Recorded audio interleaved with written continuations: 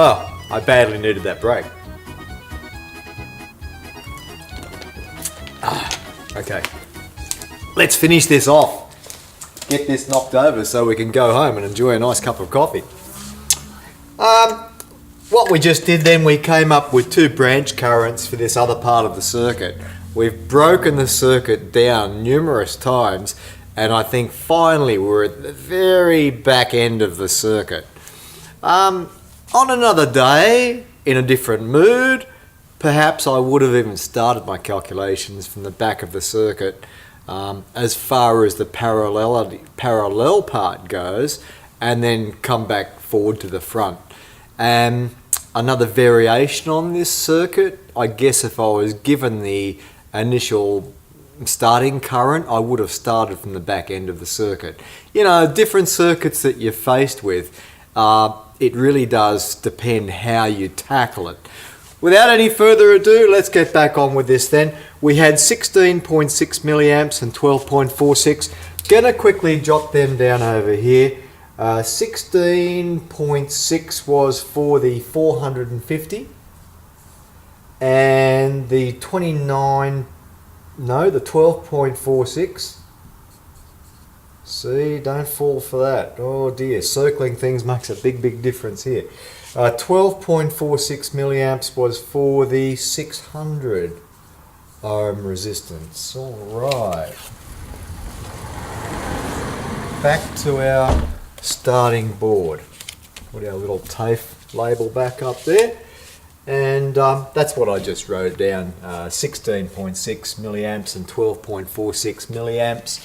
So we'll plot those up here. Really wish I had my orange crayon. I missed my orange one. I've got to go back to Officeworks and buy another one.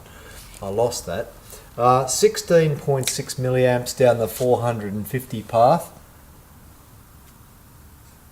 16.6 milliamps here, and 12.46 milliamps here. 12.46 milliamps here. And of course, these are individual branch currents, but of course these resistors are in series, 270 and 330. Each one has 12.46 milliamps flowing through it. So I think it's safe to say that we can go ahead now and start working out some voltages. So if I've got the simple Ohm's law, V equals I times R, so I've got the current, 12.46 milliamps, 0.01246 times 270 equals 3.36 volts. Oh, we better put that where we can see it, I guess. 3.36 volts on R3, and that is across this resistor. 12.46 milliamps, what do? We just multiply that by 270, divide by 270 equals times 330. 4.11 volts.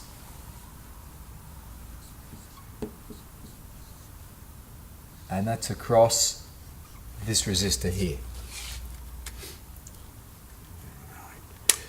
And did we have other voltages there? Not yet. We're going to do some checking on that, but we can't do that checking yet. I've got a current that's flowing through that, so I can work out the voltage across that. That'll be 0.0291, 0.0291 times 300 equals 8.70 volts across this.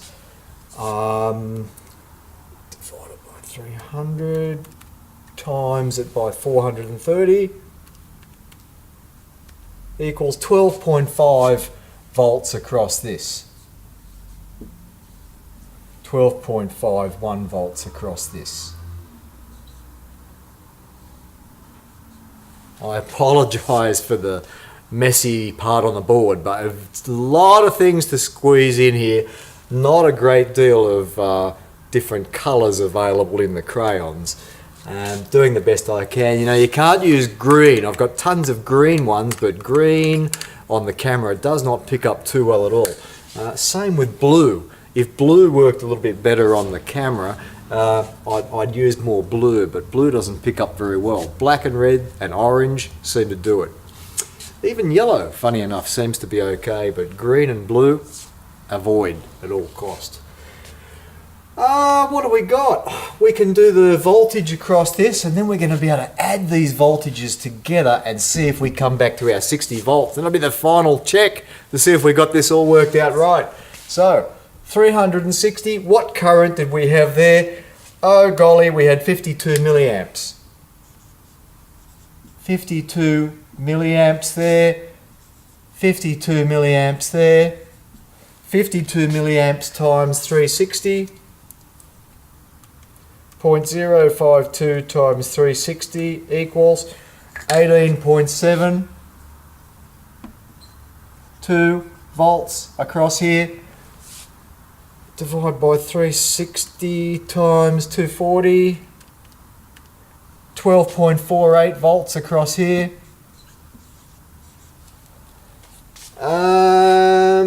Do we have enough? Not worried about the voltages on there at the moment. We can do those. Oh no, look, let's do those now because that'll give me the voltages from those. Then we can add those up and, oh, I love it. Yes, we can. So, 22.8 times 510, 0.0228 times 510, 11.62. And divide by 510 and multiply by 750, 17.1. Right, 17.1 plus 11.62. 28.72. Well, look, I think I'm going to have to use a different colour here. I'm really starting to back myself into a corner and I'm not going to be able to know where I'm going with this. So I have to come out of there, bloop, down to there, and bloop, down to there. Put little arrowheads on those. And that's 28.72. 28.72 volts across there. And we need to know if 8.7 plus, you can see I'm in a corner here, 8.7 plus 12.5 plus 3.36 plus 4.11 adds up to that. So let's see if it does. 8.7 add 3.36 add 4.11 add 12.5 equals 28.67. I'm going to go with that. That's pretty good.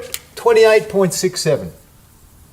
That's just a rounding error. So the voltage across that at 8.7, the voltage across that at 3.36, voltage across that at 4.11, voltage across that at 12.5 adds up to equal the voltage across that and that added together, which is 28.72 volts.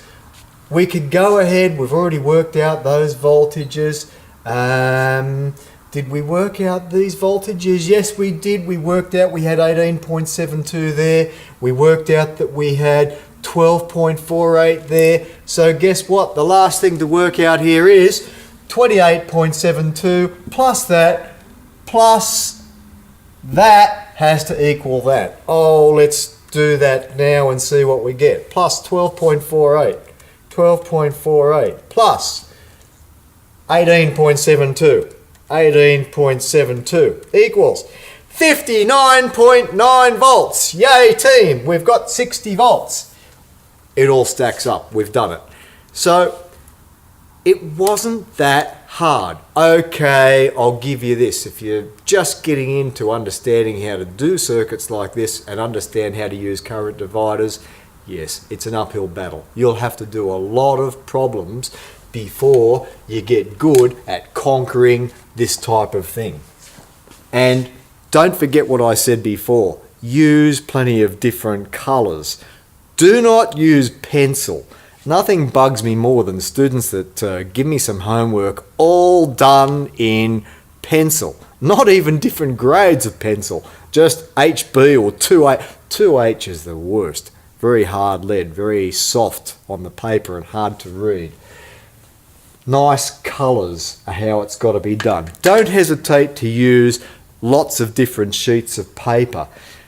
Don't hesitate to check your calculations at different points. Remember what I said, if you make an error in the maths up early in the calculations, that's going to throw everything out and you're going to waste a lot of time.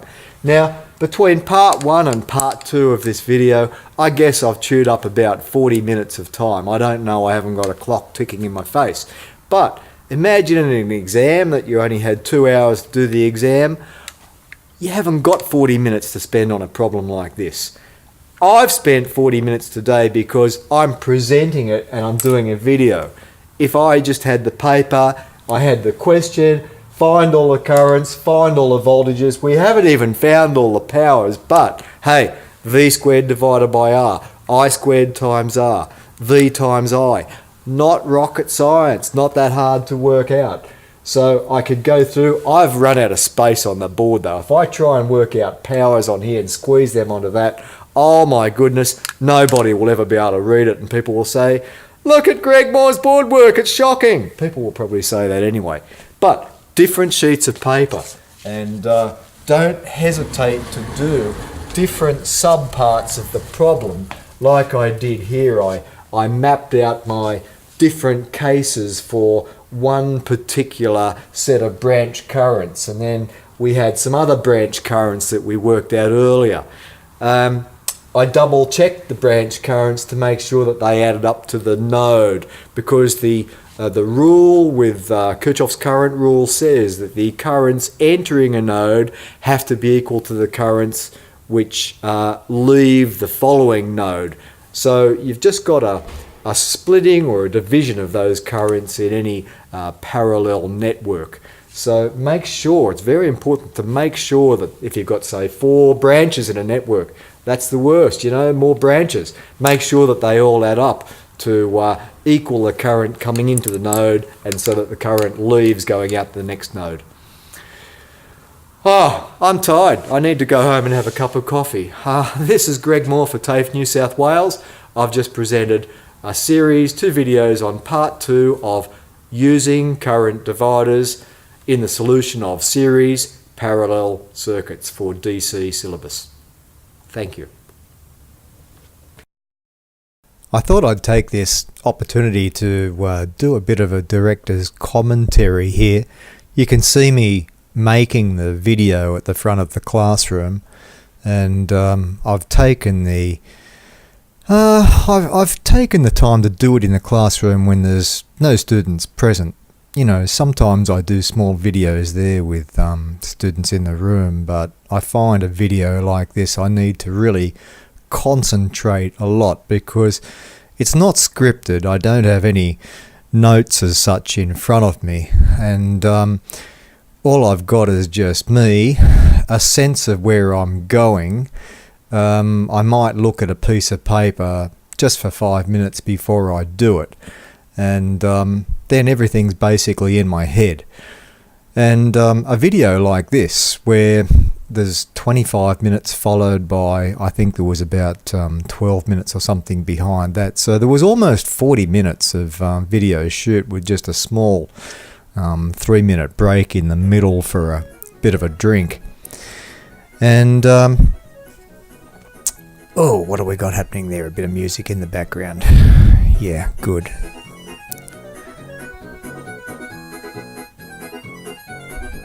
Alright, we'll have to shift that up the timeline a little bit. I put my red hat back on for this second part. I did take it off at the end of the first scene because, yeah, I got to tell you, I was getting probably not so much hot, but the old voice was starting to deteriorate.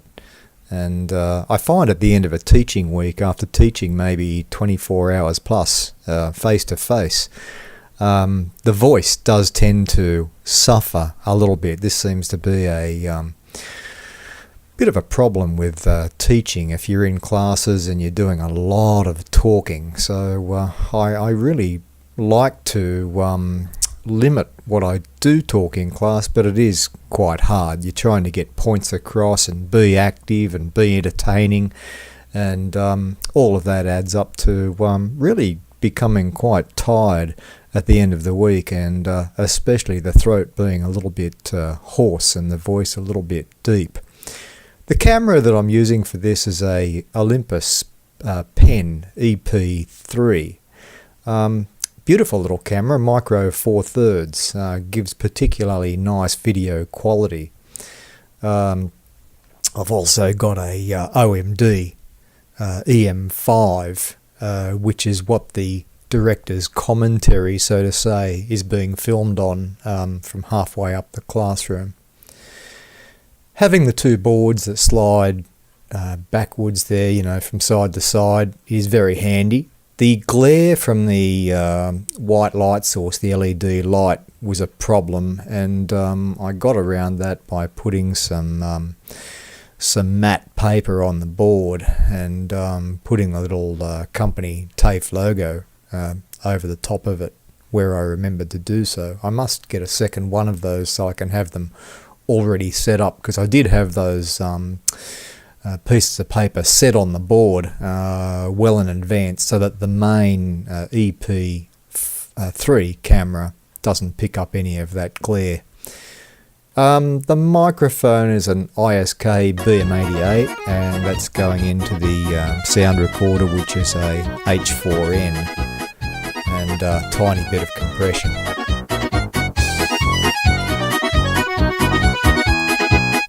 Alright, that'll do. See you next time.